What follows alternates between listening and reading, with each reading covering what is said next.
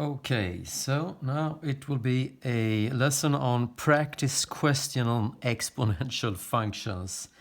That means that I will show you how to solve problems with exponential functions and where you can find them in reality. But first, I will remind you of two things of exponential functions. So let's write down some theory about exponential functions. And it's important that you have your paper and pen now and write down the same thing that I'm writing down in my notebook. So you will have it in your notebook as well. Otherwise, you don't remember what you have done. So an exponential functions is described with an equation. And if it is, it looks like this. We have a relationship between two variables, y and x. So y depends on x and vice versa. And we have two constant as well. And x, the independent variable, is in the exponent, hence exponential functions. Now, if you would like to draw the graph that describes an exponential functions, it looks like this. So we have an y-axis and we have an x-axis. And if you think I'm talking too fast now, then you can take a pause and draw your own graph like this. Now, an exponential functions could look in two ways. One of them is like this. It starts close to the x-axis and the gradient is increasing more and more all the time. And you see it intersects the y-axis, and when it does, you have the constant here, the constant c, because it happens when x is equal to 0. You see, you have the x-axis, and here you have origin, so x is 0, and x is 0 all along the y-axis. And if x in the exponent is 0, then you have a to the power of 0, that is always 1. So we have c multiplied with 1, well that is c. So y is equal to c as x is 0. Now the graph is increasing. The gradient on the graph is increasing more and more, and that happens when a is greater than 1. So if a, this constant, is greater than 1, then the gradient is increasing like this. But a could also be smaller than 1. Then it looks like this. So we have the diagram with an x and an y-axis, and then the graph looks like this.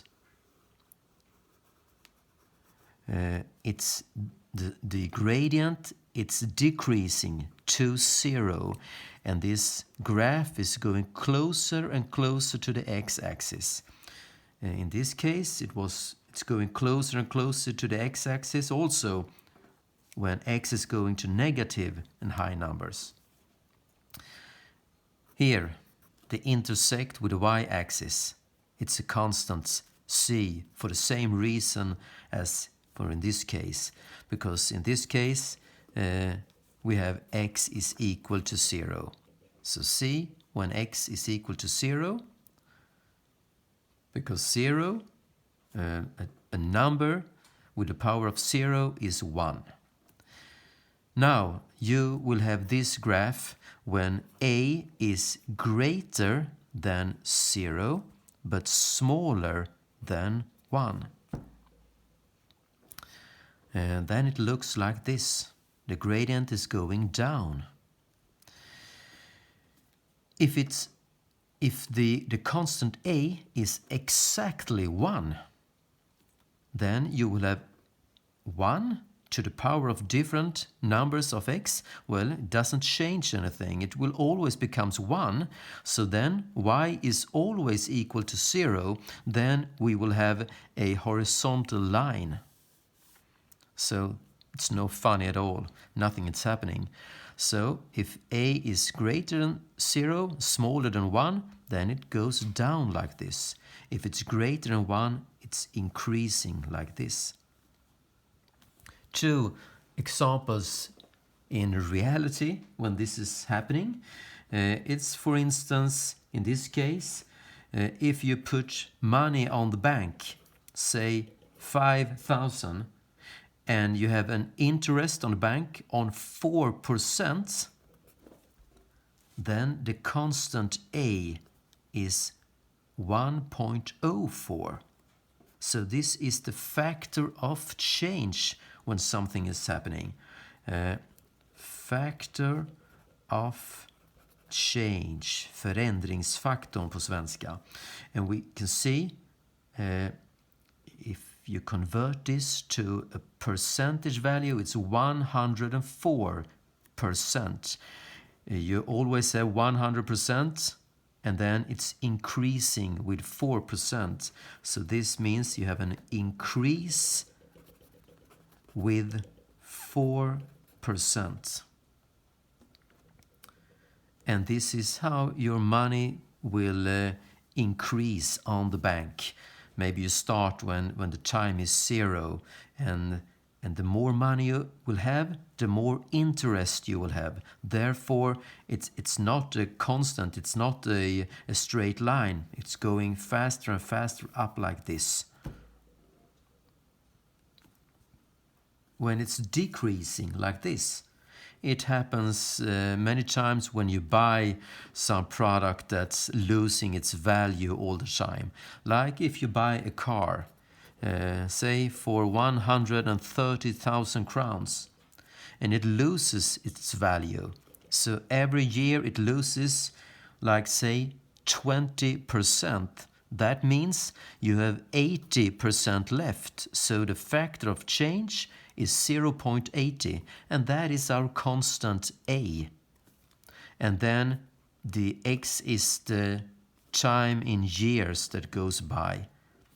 So factor of change 0.8 means you have a decrease in your value of 20%.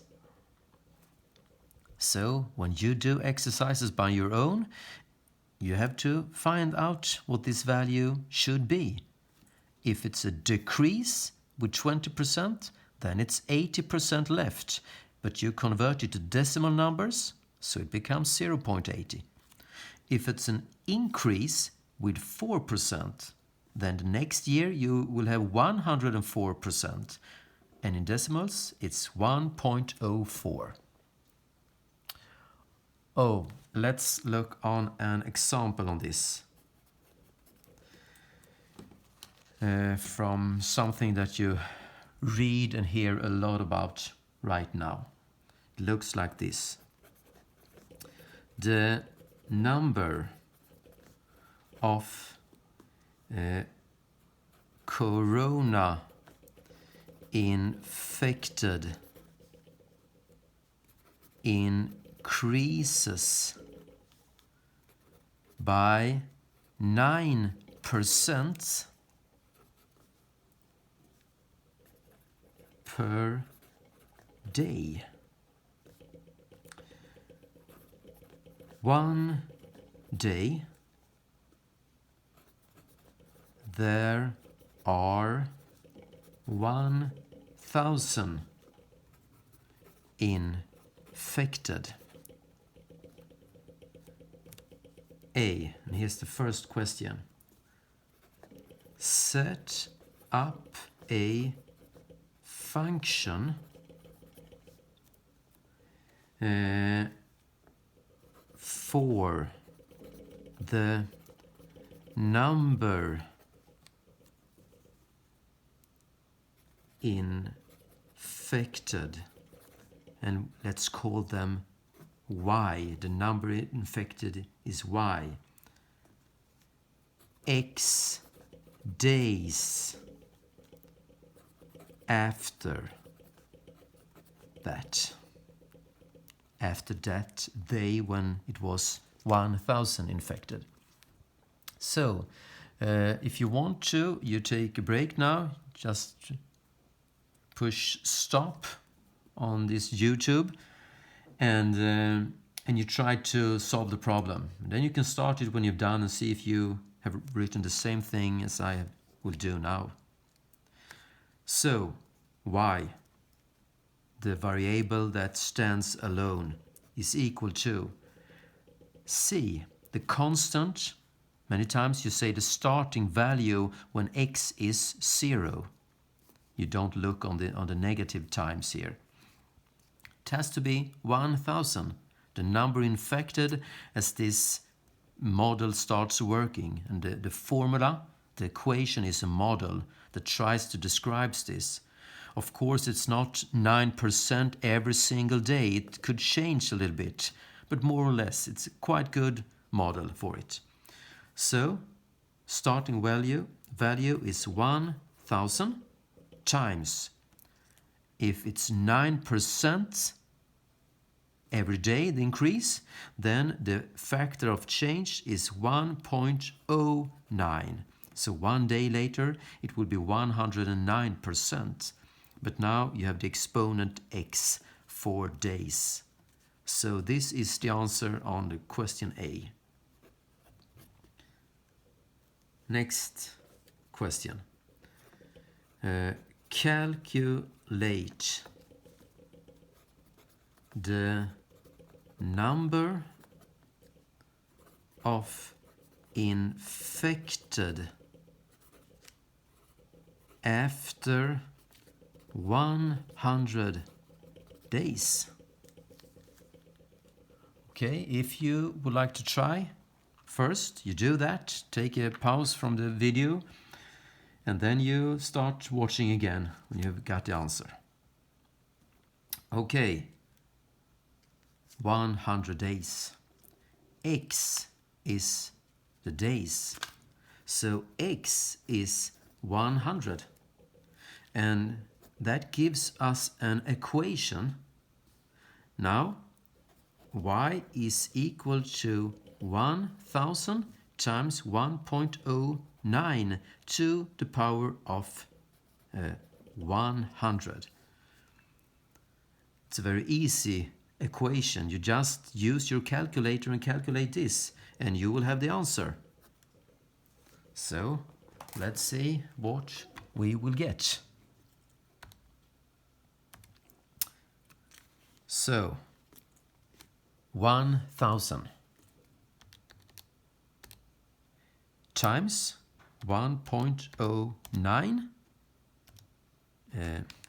to the power of 100.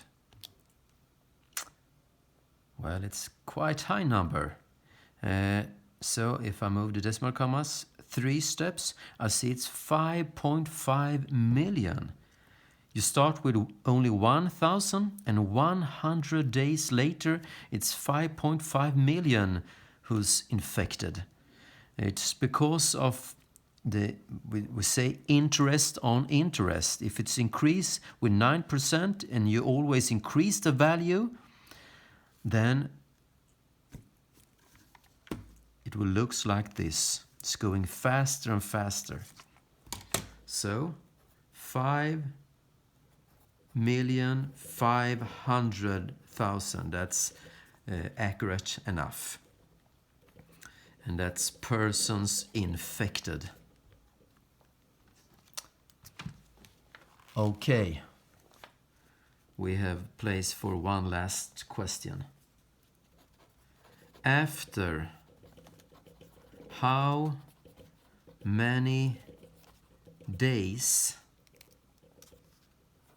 are 100 million infected?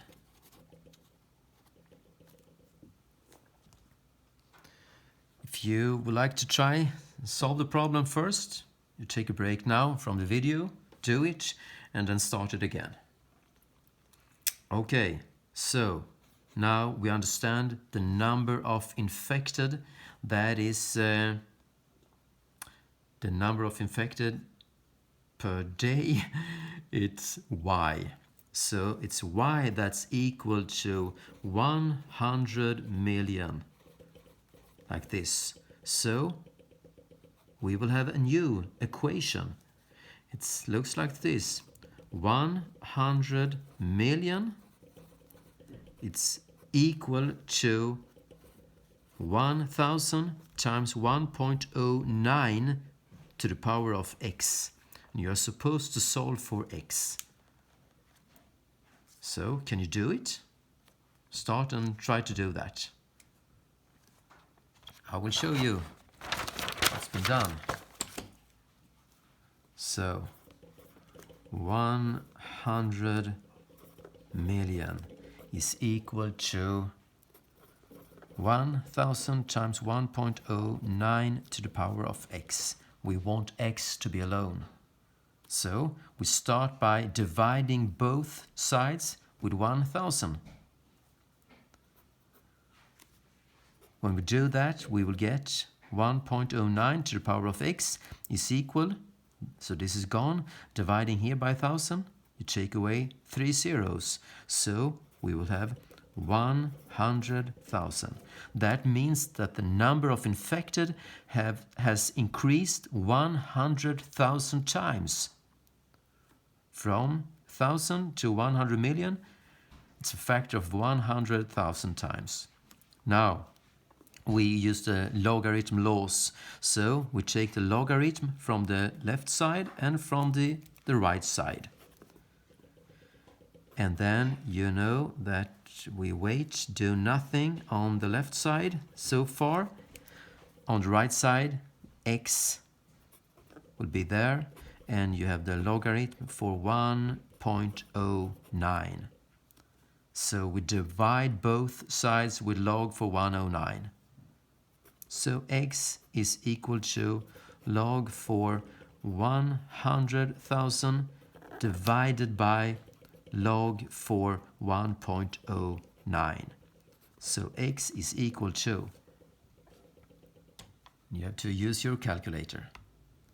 So log for 100,000 brackets divided by log for 1.09. Don't need the brackets there, but anyway. Enter. Just 133 days, 34 days. So 134 days later, 100 million will be infected. Let's see later on how well this model works with 9% infected every day. Thank you.